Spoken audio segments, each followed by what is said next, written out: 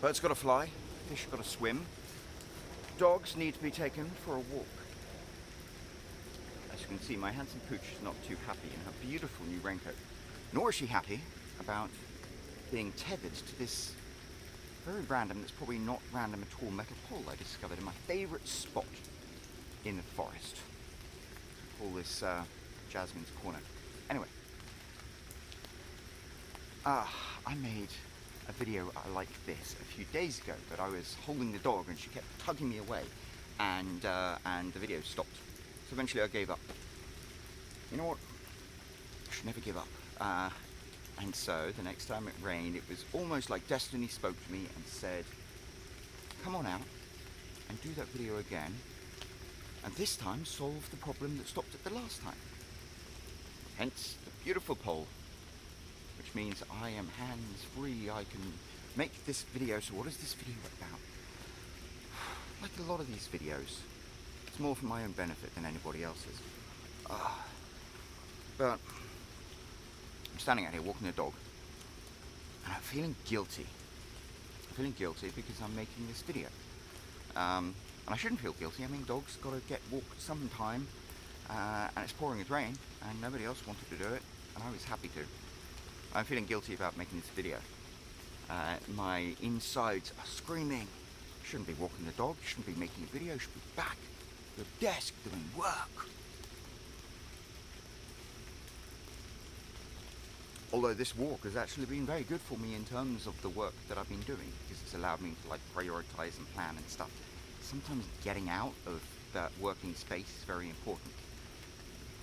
But more than that, it's teaching me what is more important, and that's that guilt again. Why do creative people feel guilty about doing the creative things they do?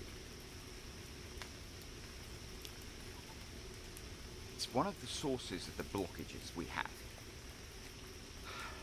I think I told you there's this great Instagram account called Inspired to Write by a girl from down under called Amy, and she goes on about just showing up. And it's funny, for the longest time I've been telling myself, you want to be a writer, you've got to write 2,000 words a day. I used to be 5,000 words a day, then 2,000 words a day. And I don't know, I was struggling with even that. And sometimes I would get up at 4 in the morning and I'd make my coffee and I'd write, and it would be bliss.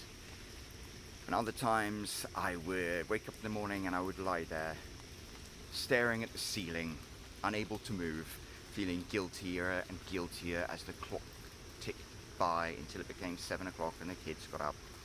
And then I focused on making them breakfast or whatever, and then that nagging like anxiety about my job would come up.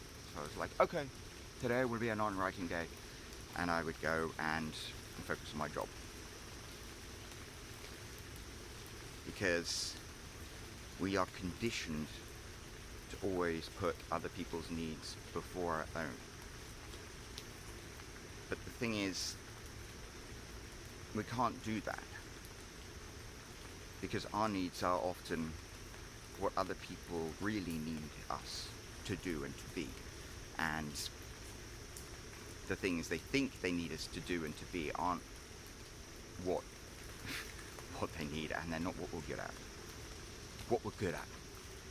It's been something that's very much on my mind, because I'm really good at certain things, like writing. I'm really, really good at it. I love doing it. It's what can make me achieve all my dreams. And yet, all these years I'm stuck in the same place of doing other things, normally for other people, because that's what I should do, that's what I need to do, that's what responsible people do, or sometimes you just got to pay the mortgage. And it's been this struggle to work my way out of that. I've always seen where I want to be 2 or 3 months ahead, and I've always said, you know what, I'll just focus on all the stuff I don't want to do, just to see me through until then. But here's the rub. This is why I made this video. I didn't even realize until I got 5 minutes into it. This is the important thing. If you always focus on what you need to do in the moment, what's expedient, you will never build what it is that is going to help you reach that destination you're always looking at 3 months ahead. That sounds very, very specific. The reason is, for me, I write a book. I publish a book. I use a promotional tactic that works, and my book should make me enough income to sustain me for a month, 2 months, while I write the next book. That's the theory. It's not even a theory, because it works. I've done it before. The goalposts keep moving, and one has to change, but Darwin's theory of evolution is not survival of the fittest, it is survival of that which is most adaptable to change. My mother sent me an email from another author recently, giving up, because he said Amazon's changes mean it's no longer profitable for him to be an author. And you know what? Fair enough, he is not the fittest. He's not the most adaptable to change. You have to adapt to change. God damn it, I will. So, I now stand poised at the same conundrum that I have for nearly 3 years. I'm on the cusp of publishing a book. If I publish this book, if all the promotional things go according to plan, which, to be honest, this time I think they will, because I am relying on a different tactic. It's kind of proven. In theory, I will then have achieved what I need to do. And 60 days after month's end, Amazon will send me my royalty check. And that is the 3 months in the distance that I've always been looking at.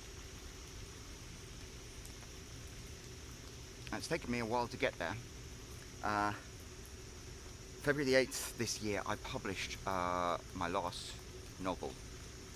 And I used the old tactic of promoting it, and it flopped. And the novel was bloody good. It was the best thing I've ever written, and it wasn't a case of the novel flopping, it was a case of its marketing tactics flopping. So here I am, standing once again at that point. September the 1st is when I said I'm going to publish my next book. I have a promotional strategy. And by all accounts, it's the promotional strategy that's going to work. I have the finances to do it. I need to finish my book first and send it to an editor. Then I need to get it the reviews and all of that stuff. And I told myself I was going to publish September 1st, so that does not give me a huge amount of time. Whew. But my ducks are nearly in a row. Then comes the hard part. Then I have to see if this book does take off. But even if it doesn't, this is it. I keep going on. Sometimes these videos are as much a surprise to me as they are to anybody else. Keep going on about leap of faith. I keep thinking that a leap of faith is like, oh, you gotta quit your job, you gotta quit doing freelance work, you gotta quit whatever, and that's never seemed true to me, because obviously you still need to pay your mortgage. I went into my house and said to my mother, I'm giving up all other work to concentrate on my books. We're not going to get paid for 90 days. We might not get paid if my book flops, but this is what I'm doing because it's a leap of faith. Yeah. That would go down like a ton of bricks, I think. But that, I'm realizing right now, was never the leap of faith I was talking about. All my ducks are almost in a row, and I'm going to publish this book and I'm going to promote the hell out of it. And it either will or it will not be what I want it to be and what I need it to be. And I probably won't find out for at least a month. But in that month, I need to take a leap of faith. What is that leap of faith? I need to write the next book. I need to write the next book. Because that's the stage one always falls down at. Because we have bills to pay, mortgages to pay. And so you finish that book. For me, I'm 165,000 words into it.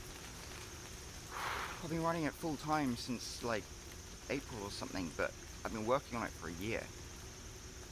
It's very easy to think, flop, okay, whatever, done, take a break, but I can't.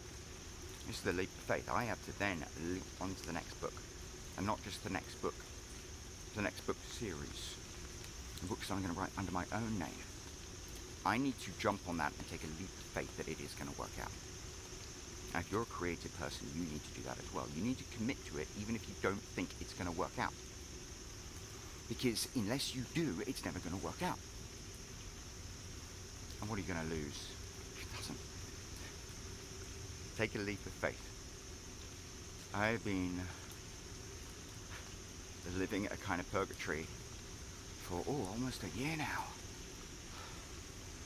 But it wasn't purgatory. I was stuck in a mine and I was mining away.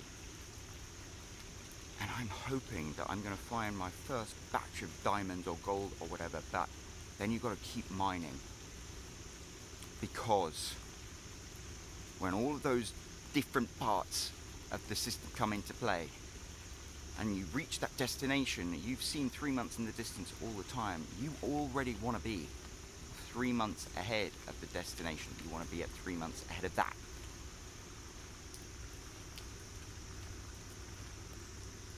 I can do it. I can do it, and you can do it. But it takes a leap of faith.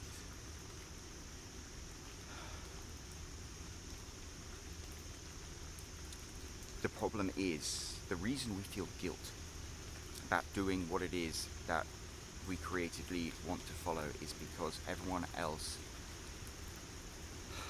thinks that we should be spending our time doing other stuff. And generally that's stuff for them.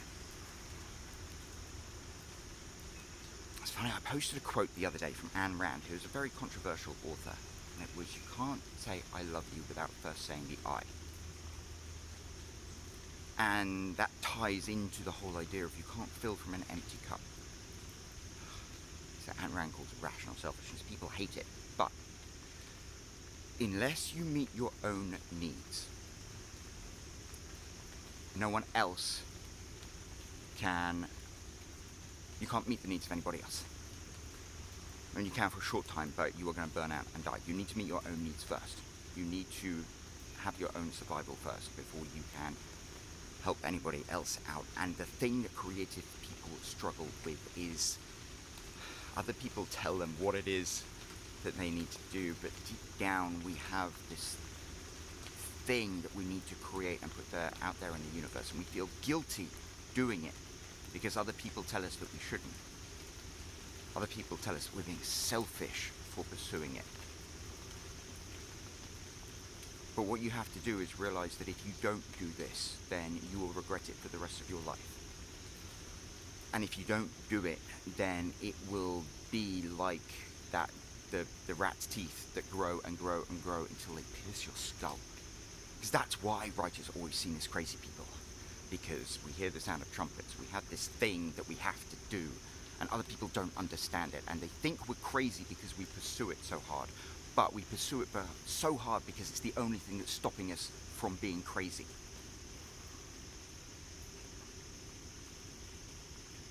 So look, I don't know if anybody is ever going to watch this video, but just know that if you're a creative person and you ever feel that guilt for spending time doing what it is that you do creatively,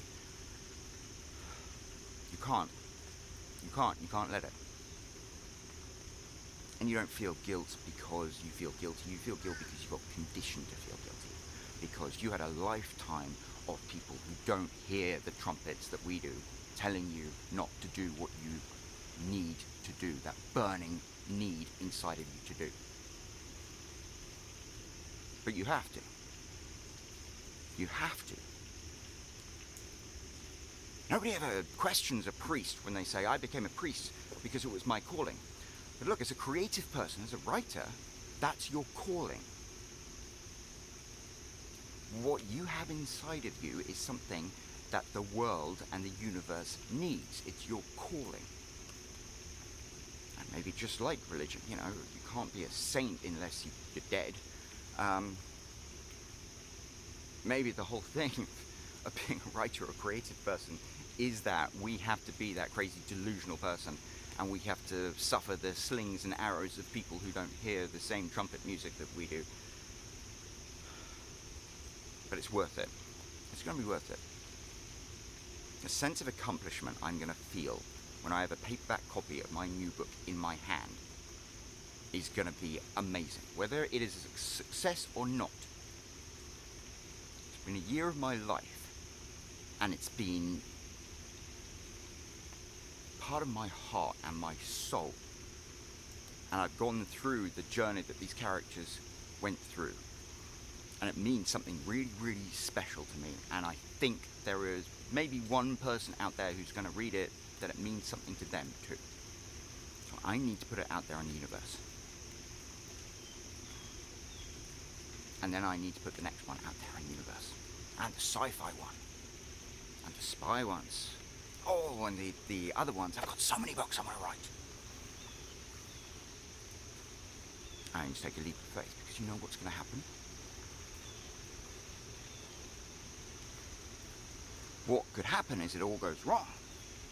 That I finish the book, I publish it, I do the promotion, and it barely moves the needle. Once more, I find myself in the situation of, bringing in 50, 100, 150 bucks per day in book sales. It's not enough to sustain me, so I have to do something else, and everyone else is like, well, you should really focus on the job, not the writing. That's the worst case scenario.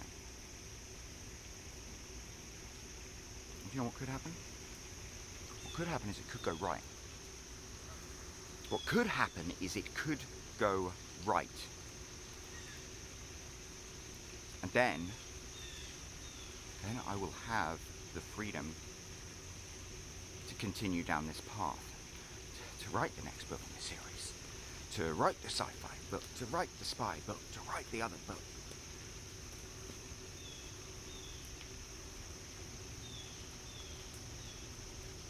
It's my calling. It's what I was put on this earth to do. And I've been so miserable for so long. I have been so miserable for so long, trying to be so many things for so many other people. And it's like I'm just denying who I am. And it's killing me. It's literally killing me.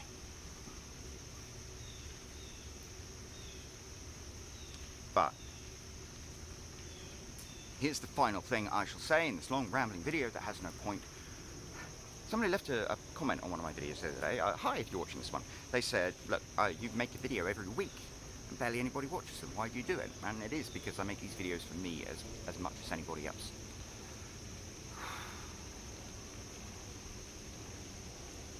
But maybe there's somebody out there who appreciates them. I know thousands of people buy my books, and maybe there are people out there who appreciate them. I'm sending out 2 paperbacks today to readers, one of them in Sweden. She appreciates it. It's my last book. I named a boat after her.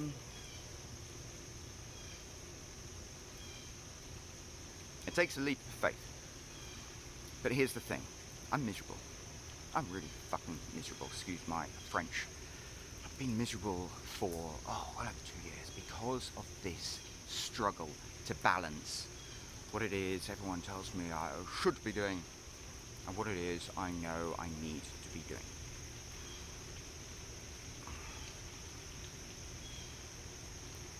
And I'm just going to take that leap of faith and I'm going to do it. Because I always think of what's the worst case scenario. The worst case scenario is once again Ginger goes crazy and publishes his book, and it's not quite enough to set him up as the writer he wants to be, and oh, noble in a sad, sad way how this plucky ginger Englishman has spent his life chasing this dream, and once again he falls short. You know what? Maybe I'm not going to fall short. Maybe it's going to work out. And you know what happens if it works out? I wrote for a few hours the other day, and it was the best feeling in the world. It was like I tuned into the universe. And I've said it before, afterwards, after I'd written my words and I was satisfied, it was like I just had sex. It was that satisfying, and my whole day was amazing because of it.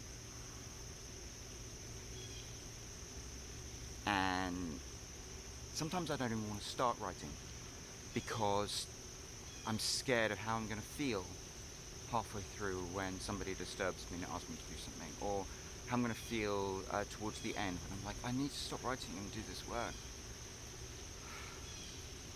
Imagine, if you will, not having that anxiety. Imagine, if you will, that magical state of creation. That's what you did for a living. You got up and you wrote, and you were in tune with the universe, and it was flowing through your fingers into the keyboard, and it felt amazing. And then you didn't need to stop.